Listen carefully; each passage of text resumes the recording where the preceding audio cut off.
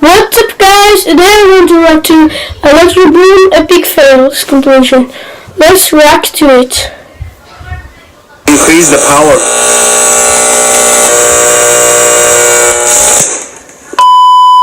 I'm hoping that at least the capacitors are not charged anymore. Let's try them out. Oh, and wait, there's also swearing in this video, but it's blurred, so it's okay, just watch it. Okay, let me show you how well it works. First, without the anti-pay. Oh, that mic. Dangerous. The skin here is quite sensitive to temperature and you can tell the temperature quite accurately. It's almost finished now. Just need another piece of wire. Oh, be careful. What did I do? What the f*** did you do? I'm fine, thanks. Idiot. What? I can't even play music from it.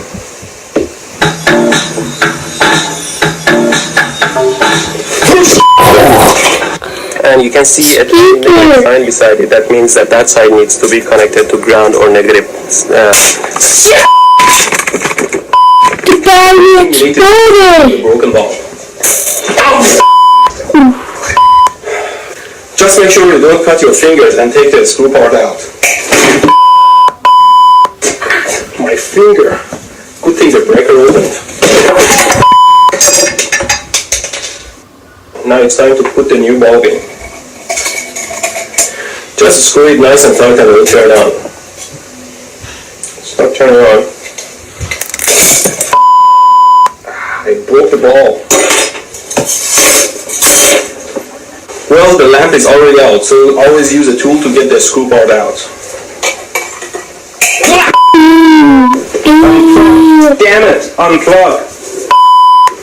Let me show you what I mean by this oscillation. If I put the bullet inside the coil and try to turn it on with my power supply here,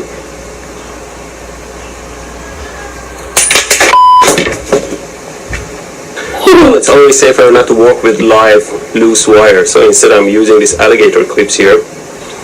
I put the bullet in and turn the power supply on so you can see what's going on. There you go. You saw what happened. This power supply can generate 20 volts, 100 dB. Well, you see when I short it, the voltage goes out. Although this power supply can generate huge amounts of current, it can't send it through my body because it's only set to 20 volts. I can't even feel it on my fingers. I like to put it on my tongue, but before that, I have to reduce the voltage to something like 1 volt because, you know, the resistance of the tongue is much smaller than the skin. And still, if I short the power supply, I get the same 150 amps. Okay, you can see it still sparks. Let's try it out.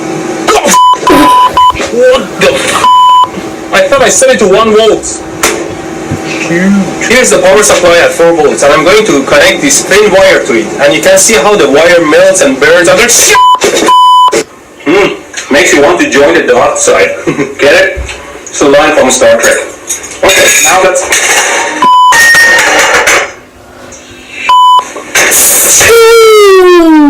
Always be aware of your surroundings. The tip of the gun here simulates a human finger. Always be careful with your tools.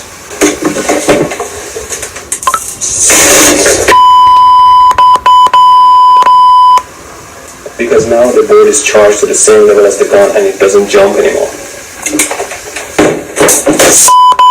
But right now I'm touching the wires and I can't even feel it because the voltage is not high enough.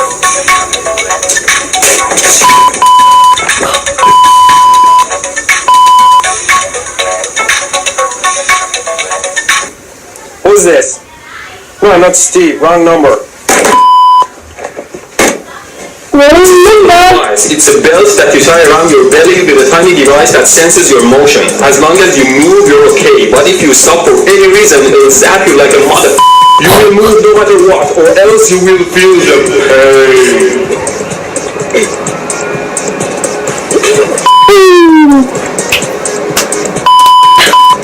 The device may often pulse trigger. The belt is very hard to open. It's made of very durable material resistant to sharp objects and it cannot be cut.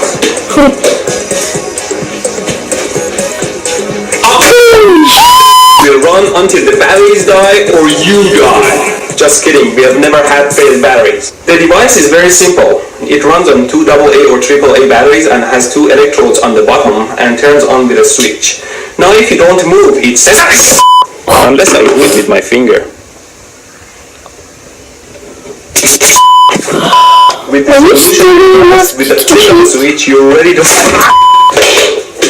But the first thing to remember is that there are a lot of bits and pieces and small and large screws that go in a camera. So always remember what those were and store them nicely to avoid losing them. Now let's take a look at the camera. And you can see the lens here, and if I remove the lens, you'll see the giant flash capacitor back here. Ow! Piece of shit! Why don't you use my gloves? The capacitor is holding around 300 volts of charge in it. That's the end.